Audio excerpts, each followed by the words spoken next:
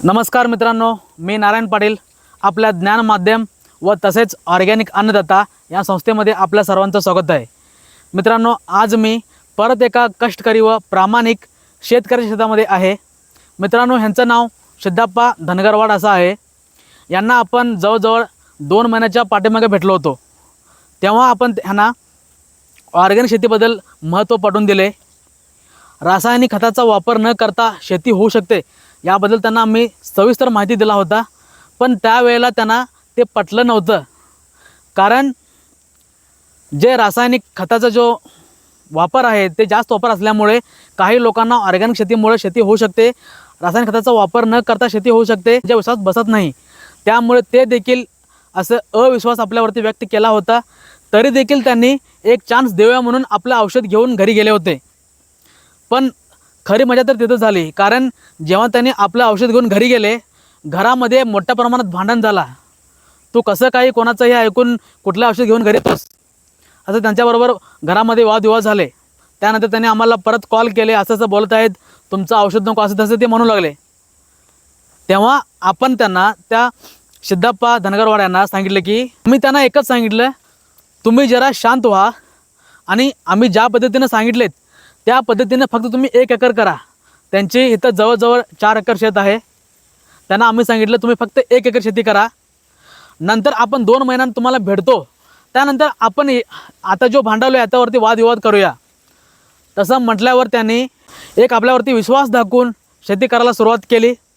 आणि तब्बल ऊस तोडणीनंतर हा खोडवा प्लॉट आहे। आज 2 महिना झालेला आहे आणि आज तुम्ही ह्यांचा प्लॉट बघू शकता। या प्लॉटमध्ये त्यांनी कणभरही रासायनिक खताचा वापर केलेला नाही। आणि इथं साईडला त्यांनी लागण पण केलेली आहे। 8632 जो ऊस आहे ते पण ते रासायनिक पद्धतीने केलेलं आहे, ते तुम्ही बघू शकता। आणि हे बघू शकता, ह्याचे तुम्ही फुटवे बघू शकता, ह्याची तुम्ही पानाची साईज बघू शकता, अतिशय छान अशा पद्धतीने आलेले आहे। मित्रांनो, रासायनिक पद्धतीने शेती करायचं सोडा, ऑर्गॅनिक पद्धतीने शेती होऊ शकते, तेही कमी खर्चामध्ये, कुठल्याही रासायनिक खताचा वापर न करता होऊ शकते। हेच लोकांना पटवून द्यायचं काम आपण करत आहोत। आज सिद्धप्पा धनगरवाड या शेतकऱ्यांनी अतिशय छान अशा पद्धतीनं ही शेती केलेली आहे। हा 1 एकर प्लॉट त्यांनी आमच्या पद्धतीने आज करत आहे, तेही आनंदानं करत आहेत, खुशीनं करत आहेत। आज त्यांच्या घरामध्ये वादविवाद होत नाहीत। हे फक्त ऑर्गॅनिक खताबद्दल, ऑर्गॅनिक शेतीबद्दल गैरसमज पसरवण्यात आलेला आहे। ऑर्गॅनिक शेतीची बदनामी करण्यात आलेली आहे। कारण आज जर लोक 100% ऑर्गॅनिक शेतीकडे वळली तर जवळजवळ हजारो कोटींचा जो त्यांचा उलाढाल आहे, आपल्या भारतामध्ये जो रासायनिक खतांचा उलाढाल हजारो लाखो कोटीमध्ये आहे, ते नुकसानीमध्ये येणार या भीतीनं ते ऑर्गॅनिक शेतीची बदनामी करत आहेत। मित्रांनो, अजून वेळ गेलेला नाही, तुम्ही पण ऑर्गॅनिक शेती करा आणि जास्त उत्पन्न मिळवा आणि सुखी राहा, निरोगी शेती करा। मित्रांनो, हा 1 एकर प्लॉटमध्ये जवळजवळ आपल्याला ऑर्गॅनिक पद्धतीने शेती करत असताना 4000 लिटर विरजण सोडायचं आहे आणि जवळजवळ पिकांबूरची 7 फवारणी घ्यायच्या आहेत। हा मित्रांनो, फक्त तुम्हाला या 2च औषधावरती आपलं पीक फुलवायचं आहे। आणि जर तुम्ही आमच्या पद्धतीनं 4000 लिटर विरजण जमिनीमध्ये सोडला आणि 7 फवारण्या घेतला, तब्बल एक ऊस नाही म्हटलं तरी 30 ते कमीत कमी 30 आणि जास्तीत जास्त 50 पेऱ्यापर्यंत म्हणजे कांड्यापर्यंत निघतोय।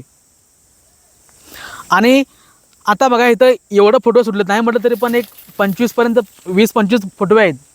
मध्यंतरी काय होतं, जेव्हा ऊस बांधायची वेळ येते त्यावेळेला जवळजवळ निम्मे ऊस मरतात। पण तुम्ही आमच्या पद्धतीने शेती केला तर ते ऊस मारायचं थांबते, ऊस मरणार नाहीत। जितके फुटवे निघालेले आहेत तितके सर्व फुटवे व्यवस्थितने तोडणी होईपर्यंत चांगले राहतील, आणि वजन खुंटत नाही आणि जो ऊसाचा तुराही निघतो ते निघणार नाही। आणि शक्यतो जेव्हा आपण ऊसाची शेती करतो, ऊसाला जास्त पाणी लागत नाही। आपण जे शेत एकदम तुंबून ठेवतो असं पाण्याने ऊस तुंबून ठेवायचं नाही आहे। त्यामुळेच ऊसाला जे तुरा आहेत जे लवकर निघते। मित्रांनो, आज सिद्धप्पा धनगरवाड या शेतकऱ्यांनी आपल्यासोबत शेती करत असताना सध्याला त्यांचे 3000 लिटर विरजण कव्हर झालेलं आहे। म्हणजे अजून 1000 लिटर विरजण सोडायचं आहे व तसेच 4 स्प्रे झालेले आहेत। आणि आता शिल्लक फक्त 3 स्प्रे आहेत. म्हणजे एवढ्यावरती त्यांचा ऊसाचा जो कोर्स आहे तो पूर्णपणे पूर्ण होतो. म्हणजे जवळजवळ 2.5-3 महिन्याचा आपला जो ऊसाचा कोर्स असतो एवढंच करायचं आहे. फक्त 12 महिन्याचा जो प्लॉट असतो आहे, ऊस हा 12 ते 14 महिने चालणारा प्लॉट आहे. फक्त याच्यामध्ये आपल्याला 2.5 ते 3 महिने काम करायचं आहे. वर्षभर काम करत बसायचं नाही, वर्षभर फवारण्या घेत बसायचं नाही. आज आपल्यासोबत शेती करत असताना ह्यांना खूप मेहनत कमी झालेलं आहे, कष्ट कमी झालेलं आहे.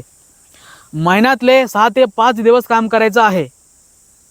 आणि तणाचा जो तो व्यवस्थापन आहे, तुम्हाला आपल्या पद्धतीत शेती करत असताना फक्त पहिल्यांदा एवढंच खुरपणी करून घ्यावा लागतोय. त्यानंतर जवळजवळ 65% तण कमी येतोय. म्हणजे 65% तण कमी आल्यामुळे मजुरांची जो हे असते, आपल्याला जे मजूर लागते ते मजुरीचं पण कमी प्रमाणात लागतो. म्हणजे आता समजा तुम्ही 10 लोकांना काम करत असाल तर तुम्हाला 2-3 लोकांमध्ये होऊ शकते. म्हणजे तो पण तुमचा जो मजुरीचा खर्च आहे तो पण खर्च वाचतोय. आणि सध्याला मजूर पण भेटणं खूप मुश्किल आहे. त्यामुळे तणांचा पण विल्हेवाट इथं होऊ शकतोय. 4 फुटाच्या सऱ्या आहेत आणि शक्यतो 4 फुटाच्या सऱ्या असावेत आणि त्यामध्ये आपण 3 महिन्याचे मिश्र पीक घ्यावेत. कारण जे आपण मिश्र पीक घेतो त्यामधून आपल्याला जे खर्च होणार आहे ते खर्च निघून जातो. म्हणजे जो ऊसापासून जो उत्पन्न मिळणार आहे तो निव्वळ नफा असणार आहे. जेव्हा आपण भूरक्षकचा वापर जमिनीमध्ये करतो, विरजण बनवून जमिनीमध्ये सोडतो, त्यावेळी जमिनीमध्ये खूप काही आमूलाग्र बदल होतात. जमिनीमध्ये असंख्य प्रमाणात जीवाणूची वाढ होते, उत्पत्ती होते. जमिनीला एक अत्यंत निरोगी वातावरण, सकारात्मक ऊर्जा जमिनीमध्ये तयार होते. जे आपले जीवाणू, बॅक्टेरिया वगैरे आहेत त्याच्या वापरामुळे नायट्रोजन फिक्सेशन चांगल्या पद्धतीनं होतो. म्हणजे आपल्या हवेमध्ये जो 78% नायट्रोजन आहे ते नायट्रोजन कुठलंही पीक सहसा म्हणजे एकदम सुलभ अशा पद्धतीनं घेऊ शकत नाही, वापर करू शकत नाही डायरेक्टली. त्यामुळे जमिनीमध्ये बॅक्टेरिया असणं, जीवाणू असणं खूप गरजेचं आहे. जे जीवाणू हवेमधील नायट्रोजन फिक्सेशन करून आपल्या पिकाला सहज उपलब्ध करून देतात. हेच काम आपले जीवाणू, बॅक्टेरिया करतात. म्हणून जमिनीमध्ये जीवाणू असणं, बॅक्टेरिया असणं खूप गरजेचं आहे. आणि त्यासोबत गांडूळ, कुठल्याही शेतामध्ये गांडूळ असणं खूप महत्त्वाचं आहे. कारण गांडूळ जे जमिनीमध्ये प्रक्रिया करते ती प्रक्रिया आपण आपल्या रासायनिक पद्धतीने करू शकत नाही, आपल्या केमिकल पद्धतीनं करू शकत नाही. त्यामुळं गांडूळ जमिनीमध्ये असणं खूप महत्त्वाचं आहे. आणि आज आपल्या 80% शेतकऱ्याच्या शेतामध्ये गांडूळ नाहीत, कुठलेही जीवाणू नाहीत, कुठल्याही बॅक्टेरिया नाहीत. ते कारण आहे फक्त आणि फक्त आपल्या पेट्रोकेमिकल खतामुळं, पेस्टिसाईडच्या वापरामुळं, तणनाशकाच्या वापरामुळं आपली जमीन खराब झालेली आहेत. विचार करा मित्रांनो, जंगलामध्ये किती प्रकारच्या, विविध प्रकारच्या झाडं असतात, फळाची झाडं असतात, फुलाची झाडं असतात, वेगवेगळ्या झाडं असतात. त्यांना आपण कुठल्याही पद्धतीचं पेस्टिसाईड खताचा वापर करत नाही, त्यांना कुठला फवारणी देत नाहीत, तरी देखील ते अतिशय छानशा पद्धतीनं का आहेत? कधी विचार केला काय? त्याला डोक्याला ताण लावा आणि विचार करा, जंगलामधील कुठलेही फळझाडं असू दे, कुठलंही झाडं असू दे, ते एवढं निरोगी आणि छानशा पद्धतीनं का उभं आहे अजून पण? 12 महिने पावसाळ्यामध्ये, उन्हाळ्यामध्ये, थंडीमध्ये कसं काय ते एवढं सक्षम उभं आहे? कारण ज्या जंगलामध्ये आपण कुठल्याही पेस्टिसाईड खताचा वापर केलेला नाही, ते जमीन खराब झालेली नाही, त्या जमिनीमध्ये ह्युमसचं प्रमाण खूप मोठ्या प्रमाणात आहे. त्यामुळे तिथलं जमीन एकदम ताकदवर आहे, बलवान आहे. त्यामुळे तिथलं जमीन चांगलं असल्यामुळे जंगलामधले कुठलंही झाड एकदम निरोगी आणि सदृढ आहे. त्याला शाश्वत असे म्हणतात. आपण पण शाश्वत शेती केली पाहिजे. आपल्या जमिनीमध्ये तसा ह्युमस नाही. जवळजवळ 1 एकर जमिनीमध्ये 6 इंच जाडीचा जो आपला भाग असतो जमिनीचा, ते 1 एकर जमिनीचा आपण कोपरून जे माती गोळा केली तर त्याचे निव्वळ वजन 8,000 क्विंटल इतका येतो. व तसेच त्यामध्ये 80 क्विंटल ह्युमस असायला पाहिजे, म्हणजे 1% ह्युमस असायला पाहिजे. पण आपल्या जमिनीमध्ये 0.03 इतकंच ह्युमस असल्यामुळे आज आपली जमीन ताकदवर नाही. समजायला का तुम्हाला? जंगलामध्ये काय एवढं ताकदवर आहे? म्हणजे जे पालापाचोळा आपण आज गोळा करतो ते आपण एक तर समजून घ्या, जे आपण कुठलंही पीक पेरणी करताना आपण शेत स्वच्छ करतो, ते झाडाचा पालापाचोळा एका ठिकाणी गोळा करून जाळतो आणि तिथं एक राखेचा थर होतोय. आणि तुम्ही निरीक्षण करून बघितलं व्यवस्थित लक्ष देऊन, जेव्हा पीक उगून येते पूर्ण शेतामध्ये जिथं आपण राख झालेलं असते तिथे एवढंच छान अशा पद्धतीनं पीक आलेलं असते. ते नॅचरल पोटॅश तो राखेचा कमाल आहे. पण आपण कुठलाही आपल्या शेतामधला कचरा जाळायचा नसते, ते मातीमध्ये मिक्स करून त्याचं कंपोस्ट व्हायला पाहिजे.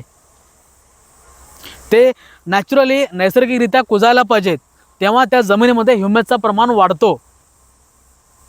तसंच ऊसामध्ये आपण जो ऊसाचा जो पालापाचोळा असतो त्याला आपण रवंद म्हणतो, ते जाळायचे नसते कधी पण. त्याला जे कट करायचे मशीन आलं तर ते मशीनने कट करून त्याला अशा सऱ्यामध्ये आपण पसरून ठेवायचा असतो. त्यामुळे एक तर आपल्याला ह्युमस भेटेल नैसर्गिकपणे, आणि दुसरं म्हणजे तण शेतामध्ये वाढणार नाही. ह्युमस वाढण्याचा काम, शेत बलवान करण्याचा काम, शेतामध्ये कॅल्शियम वाढवण्याचा काम, शेतामध्ये न्यूट्रिशन वाढवण्याचा काम आपलं भूरक्षक करते. आपले जे 8 प्रकारचे जे वस्तू आहेत, जे वस्तू आपण कुजत ठेवून 8 ते 9 दिवस त्याला आंबवत ठेवून 10व्या दिवशी आपण जेव्हा आपण जमिनीमध्ये सोडतो त्यावेळी जमिनीमध्ये नैसर्गिक प्रक्रिया व्हायला सुरुवात होतात. जमिनीमध्ये जीवाणू वाढतात, जमिनीमध्ये बॅक्टेरिया वाढतात. तर असं तुम्ही खाली बघा, या ऊसाची जाडी बघा, हा ऊस बघा, ऊसाची जाडी बघा किती छानशा पद्धतीनं आलेले आहे. त्यासाठी जमिनीमध्ये ह्युमस असणं खूप इम्पॉर्टंट आहे. बघा तुम्ही फुटवे बघा, कसं फुटवे आलेले आहेत. एका साईडला फुटवे बघा 25-30 फुटवे आलेले आहेत आणि ह्या सर्व फुटवे एकदम छान निघणार आणि लास्टपर्यंत सक्षम निरोगी राहणार. त्यासाठी आपल्याला ऑर्गॅनिक पद्धतीने शेती करणं गरजेचं आहे. ऑर्गॅनिक शेती करणे हा ऑप्शन नाही, हा पर्याय नाही, हा शाश्वत शेतीचा मंत्र आहे. ऑर्गॅनिक शेती हा शाश्वत शेतीचा मंत्र आहे आणि हा आपला फार जुना पारंपरिक पद्धतीचा वारसा आहे. हे आपल्याला जपलं पाहिजे. आपण आज भयंकर वाईट पद्धतीचं जे केमिकल वापरतो, त्याच्या वापरांना आज आपली अवस्था, आपला शेत, आपली आरोग्य, आपलं समाज सगळ्यांची वाट लागलेली आहे. ह्या सगळ्यांची देखरेख आपल्याला केलं पाहिजे, सगळ्यांची काळजी आपल्याला घेतली पाहिजे आणि या सगळ्यांची काळजी करत हेल्दी वेनं आपल्याला पैसे कमवायचे आहेत. आज आपल्याला आपल्या 1 एकर जमिनीमध्ये फक्त 12,000 रुपये खर्च येतो ऊसासाठी. फक्त एवढंच खर्च करायचा आहे आणि जवळजवळ माझा अंदाजानं या प्लॉटमध्ये 70 ते 80 टन ऊस निघणार आहे. तेही कुठल्याही केमिकलचा वापर न करता, कणभरही रासायनिक खताचा वापर न करता. मित्रांनो, आज कित्येक हुशार शेतकरी आहेत, त्यांना आपण ऑर्गॅनिक शेती करा म्हटल्यावर ते म्हणतात आपण आपल्या जमिनीमध्ये शेणखत सोडलोय, आपण हे केलं ते केलं सांगतात. आज तुम्ही एका एकरमध्ये 10 ट्रॉली खत टाकलं तर त्याचा काय उपयोग नाही. तुम्ही भले 10 ट्रॉली खत टाका, शेणखत टाका, तरी देखील त्याचा काही अर्थ नाही, त्याला अर्थच नाही आणि त्याचा काही उपयोगी नाही. कारण जे शेणखत ऑलरेडी शेणखत तयार करायची पद्धत वेगळी आहे. एक तर पूर्वीच्या काळी 5 फुटाचा गड्डा मारून त्याच्यामध्ये शेणखत टाकायचे आणि त्याला 18 महिने उदत ठेवायचे. जेव्हा पूर्णपणे जो कंपोस्ट होतो त्यानंतर ते एकदम चहा पावडरसारखा तयार होतो, त्यालाच खरं योग्य शेणखत म्हणतात. पण आज आपण रस्त्याच्या कड्याला शेणखत जाऊन टाकतो, शेण टाकतो आणि तेच आणून आपण आपल्या जमिनीमध्ये टाकतो. तेव्हा ते निव्वळ वाळलेलं शेण असते आणि जेव्हा आम्ही पाणी सोडतो पाण्यामध्ये ते वर तरंगते.